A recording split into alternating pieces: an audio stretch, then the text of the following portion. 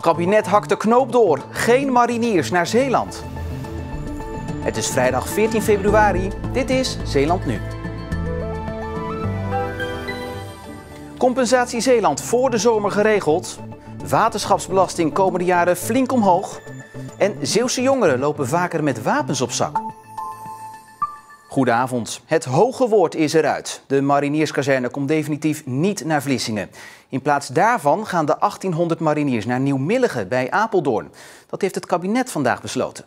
Er zijn twee besluiten genomen. Twee voorgenomen besluiten. Eén is dat de marinierskazerne niet naar Vlissingen zal gaan. En het tweede is dat we onder de regie van Binnenlandse Zaken, het ministerie van Binnenlandse Zaken, een speciaal gezant aan zullen stellen die samen met Zeeland gaat kijken wat dan een gerechtvaardigd compensatiepakket zou zijn. En waaraan wordt dan gedacht met die compensatie? Is er een bedrag genoemd? Nee, totaal niet, want dit moeten we gewoon samen met Zeeland doen. Want dat is de les die we hebben geleerd van de afgelopen periode, dat dit proces niet helemaal goed is verlopen. Dat zeg ik met understatement en dat moet beter en dat willen we juist samen met Zeeland doen. Er was dus heel veel boosheid geuit in Zeeland. Wat verwacht u dat nu de reactie zal zijn op dit besluit? Ik denk nog steeds dat Zeeland boos zal zijn. Want het voorgenomen besluit om niet naar Vlissingen te gaan met de marinierskazerne, dat zullen zij zien als een gebroken belofte. En dat snap ik ook, want er is lang over gesproken. En we hebben natuurlijk gewoon overeenkomsten gesloten. Maar ik heb ook een verantwoordelijkheid als werkgever, als staatssecretaris van Defensie, voor het Korps Mariniers, om ervoor te zorgen dat nu en in de toekomst er gewoon voldoende mariniers zijn. En dat heeft voor ons ook de doorslag gegeven om dit voorgenomen besluit te nemen. Wanneer moet die compensatie geregeld zijn? Wij willen graag dat voor de zomer we duidelijkheid krijgen, zodat we ook tot een besluit kunnen komen. En we gaan naar Den Haag, naar politiek verslaggever Marcel de Kranen. Marcel, de discussie beleefde al een voorlopig hoogtepunt afgelopen dinsdag tijdens het diner op het ministerie van Defensie. Maar nu is het toch echt definitief? Ja, de Zeeuwse bestuurders die vroegen het kabinet deze week om duidelijkheid. Nou, die duidelijkheid hebben ze gekregen. De kogel is door de kerk. Het kabinet zegt de marinierskazerne komt definitief niet naar Vlissingen. En dan komen we automatisch op het hoofdstuk compensatie uit. Is daar al iets meer over duidelijk?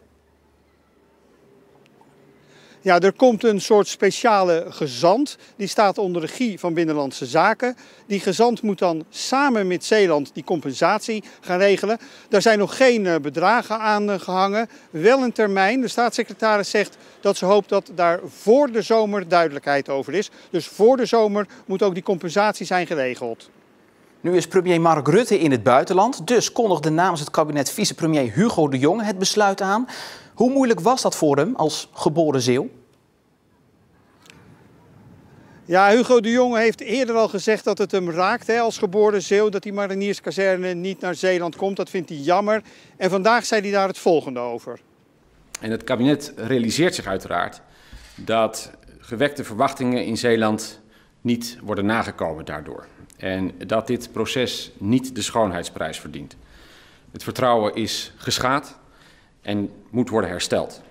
Dit is natuurlijk gewoon een bittere pil voor Zeeland.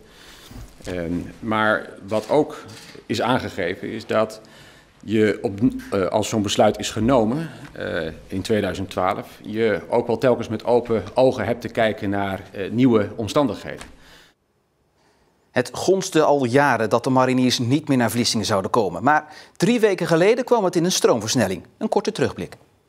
De geruchten dat de kazerne niet naar Vlissingen komt doen al jaren de ronde. Maar op 22 januari worden ze zo hardnekkig dat Zeeland actie onderneemt. Dan sturen de provincie, de gemeente Vlissingen en het waterschap samen een brief naar het kabinet. Ze vragen het besluit om de mariniers naar Vlissingen te verhuizen te bevestigen. Het antwoord komt sneller en op een andere manier dan ze hadden verwacht. Landelijke media melden dat staatssecretaris Visser al half januari bekend wilde maken dat de verhuizing niet doorgaat. Maar dat collega's in de ministerraad haar terugfloten. Vlissingen reageert furieus. Daar waar wij in Vlissingen onze inwoners iets beloven, dan moet je dat als overheid ook gewoon doen. En we gaan er gewoon vanuit dat Den Haag dat ook doet. Want anders, zoals ik zo even al eerder heb opgemerkt, dan schoffeer je wel een complete provincie. En dat is toch echt van de zotte. Het provinciebestuur herhaalt het mantra: afspraak is afspraak. Ik vind het netjes om te wachten op diegene met wie ik een afspraak heb gemaakt om te praten over hoe het de toekomst verder eruit ziet. En ik ga ervan uit dat die marinierskazerne gewoon komt, om de doodeenvoudige reden dat ik geen enkele andere berichten heb gekregen van officiële zin uit Den Haag dat het anders is.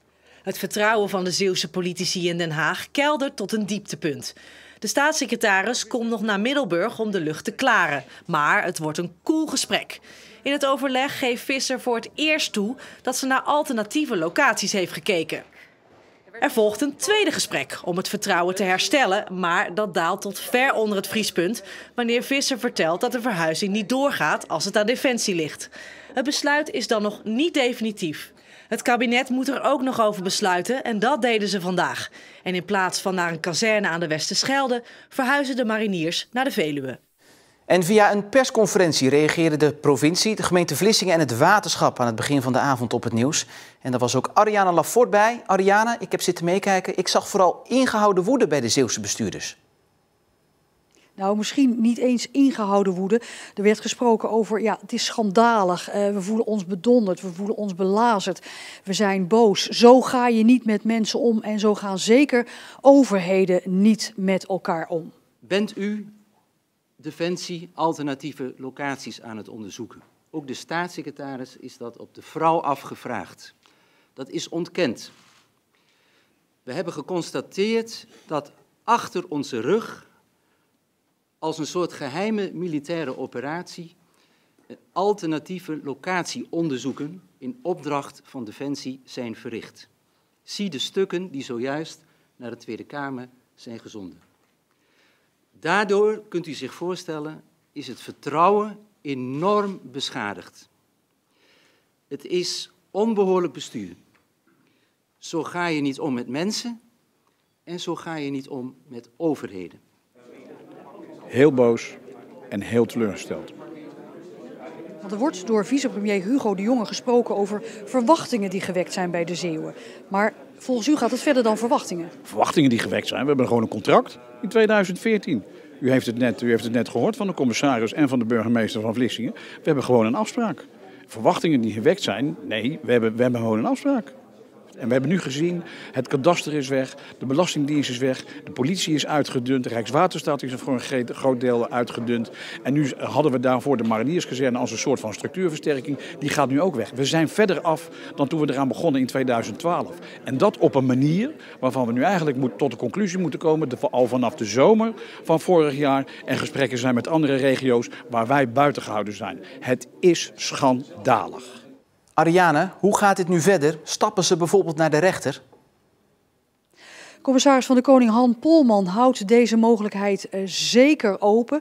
Wat er in ieder geval gebeurt is dat het kabinet samen met Zeeland een adviseur gaat instellen, gaat aanstellen. Ja, die ervoor moet gaan zorgen dat de verhoudingen tussen Den Haag en Zeeland weer een klein beetje genormaliseerd worden. En die ook gaat kijken met beide partijen hoe groot die compensatie moet gaan worden voor Zeeland. Want Zeeland heeft al berekend dat je dan al snel, als je uitgaat van een economisch rendement van zo'n 30 miljoen euro per jaar, van al die mariniers die hier zouden komen wonen en werken, een kazerne die 30, 40 jaar open blijft, ja, dat je dan toch wel snel praat over een bedrag in de richting van 1 miljard euro. Ariane Lafort, dank je wel. En meer nieuws over het kabinetsbesluit en de Zeeuwse reacties daarop vindt u op onze website omroepzeeland.nl. En dan gaan we nu naar het andere nieuws van vandaag. De waterschapsbelasting stijgt dit jaar met 4,5%. Voor mensen met een koophuis stijgt de belasting naar 313 of 440 euro, afhankelijk van de thuissituatie. En voor mensen met een huurwoning stijgt de belasting naar 175 of bijna 300 euro. De stijging is nodig volgens het waterschap, omdat de komende jaren voor grote opgaven staat.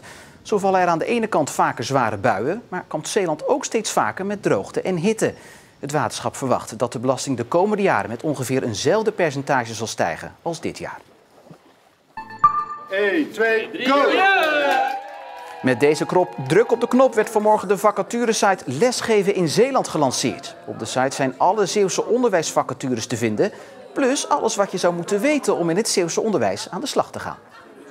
Kijk, het is zo dat tot nu toe al die onderwijsinstellingen ieder voor zich aan het werven slaan. En daarbij elkaar ook nog wel eens, laten we zeggen, de pas afsnijden. Samen kun je veel beter over het voetlicht brengen wat er allemaal in Zeeland aan moois en aantrekkelijks is voor mensen die hier komen wonen. En op die manier haal je veel meer vissen, zeg maar, in onze vijver binnen. Doet iedereen mee? Iedereen doet mee, niemand uitgezonderd. Dus dat zegt ook wel dat het inderdaad wel erg hoog tijd is dat we dit samen aanpakken. De kade van Walsrode is per direct afgesloten, omdat een gedeelte van de kade op instorten staat.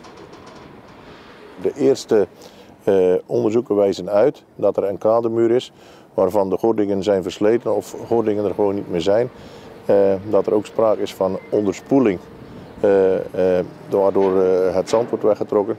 En daardoor is er een vergroot risico op instorting van een van de kademuren. De kade blijft afgesloten zolang de gemeente Hulst en de eigenaar van de haven, het Rijksvastgoedbedrijf, een oplossing hebben. Er staat bebording, we hebben blokken geplaatst. En dat is ook in overleg gebeurd met de deskundigen die het rapport voor ons opstellen. Dus wat dat betreft is er niets aan de hand, maar dat betekent wel dat er op korte termijn maatregelen moeten worden genomen. Zo wil de gemeente de hele haven gaan vernieuwen in de toekomst. En mountainbiker Milan Vader uit Middelburg is verkozen tot Zeeuwse sportman van het jaar. Hij werd Nederlands kampioen en derde op het Europees kampioenschap. Vader kon de prijs zelf niet in ontvangst nemen omdat hij in het buitenland aan het trainen is. En dat gold ook voor Anne Terpstra, de sportvrouw van het jaar. De in Zierikzee geboren mountainbikster won als eerste Nederlandse vrouw een wereldbekerwedstrijd. Haar vader nam de prijs in ontvangst. Een uitgebreide reportage over het Zeeuwse sportgala is terug te vinden op onze site omroepzeeland.nl.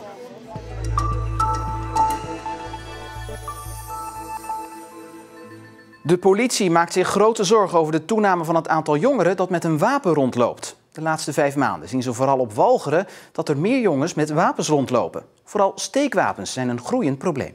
De politie vindt het moeilijk om het stijgende aantal wapens met cijfers te onderbouwen. En dat komt omdat ze de wapens eigenlijk over de hele linie van hun werk tegenkomen. In het uitgaansleven, maar ook bij overvallen worden tegenwoordig vaker wapens gebruikt. David Kaljouw is wijkagent in Vlissingen. Hij laat zien wat de politie qua wapens zowel tegenkomt. Ik heb hier een aantal liggen. Vaak zijn het gewoon keukenmessen. Dit is gewoon een Stanley mes, gewoon een stuk gereedschap wat je in je schuur mag hebben. Deze hier een oestermesje. Dus die kan je ook in de keuken aantreffen. Ja, dit is dan wel een mes waarvan ik me afvraag, ja, dit is volgens mij alleen als wapen bedoeld. Dit lijkt me geen aardappelschilmesje. Deze messen zijn afgepakt van jongeren tussen de 13 en de 20 jaar oud. Het is vooral zorgelijk dat kinderen daarmee over straat lopen, want zo zie ik de meeste. Dat die vaak nog heel impulsief reageren en als die een mes op zak dragen en er gebeurt iets waarvan ze schrikken, heb je groot kans dat ze dat mes inderdaad pakken en dat misschien wel gebruiken richting een ander. En dat kan fatale gevolgen voor hun hele leven hebben natuurlijk. En dit zijn nog meer voorbeelden van recent in beslag genomen wapens. Het grote verschil tussen vuurwapens en messen is dat bijna iedereen messen heeft. En dat we ze op veel plekken kunnen kopen. Het bezitten van een mes is op zich niet strafbaar als je dat gewoon thuis hebt. Zodra je ermee de straat op gaat, gaan er allerlei regels gelden. En die wet die kunnen we dan ook gewoon gebruiken. En ook de context bepaalt heel veel of een mes nou strafbaar is of niet. Een aardappelschilmesje mag je thuis in de la hebben. Maar zodra je hem meeneemt als je uitgaat, dan is de context anders. En dan wordt het strafbaar op den duur. De politie wil nog verder gaan onderzoeken waar de toename vandaan komt. Maar expert wijkagent De Wilde heeft wel een vermoeden. Het is een veiligheidsgevoel wat ze daarmee oproepen voor zichzelf. Het lijkt heel normaal te zijn dat ze in één keer zeggen van nou, ik moet een mes bij me hebben, dan voel ik me prettig bij. Maar het ironische is juist dat de geschiedenis leert dat wapenbezit het juist niet veiliger maakt, ook niet voor de drager. Nee, juist niet, klopt. Als je dan een conflict krijgt met elkaar, wat er nog steeds gebeurt en vroeger ook al gebeurde, pakt men nu naar een mes, omdat ze het toch al bij zich hebben. De toename van het aantal wapens zorgt er ook voor dat de politie soms anders naar jongeren kijkt. Voor mij wordt het ook niet veiliger en dat betekent ook dat als jij beschouwd wordt als iemand die gevaarlijk is omdat hij een wapen bij zich draagt, je ook anders behandeld wordt door de politie. En ja, dat is gewoon vervelend voor degene die met de politie in aanraking komt. Maar ik als politieagent wil ook minderjarigen niet stevig aanpakken natuurlijk als dat niet nodig is. Dat de politie zich zorgen maakt over het stijgende aantal wapens is duidelijk. Daarom komt er over de hele politie-eenheid Zeeland-West-Brabant in de tweede helft van maart een inleveractie. Dan kunnen mensen straffeloos hun wapen bij de politie inleveren. Het was bewolkt, zonnig en weer bewolkt, maar al met al was het een kalme dag en dat mocht ook wel weer eens. En het was overigens ook een mooie gelegenheid om de vleugels weer eens te laten drogen. Morgen is het lang droog, er zijn ook wolken, maar ook opklaringen. En tegen de avond pas is er weer kans op regen en gaat het harder waaien. Zondag, daar kan er kort over zijn, nat en winderig. En over zondag gesproken, dan gaat bij ons de documentaire Braziliaanse koorts in première. En in die documentaire het antwoord op de vraag hoe het kan dat je in de binnenlanden van Brazilië in het Zeeuws kan worden aangesproken. Al mooie meisjes en al mooie blommetjes.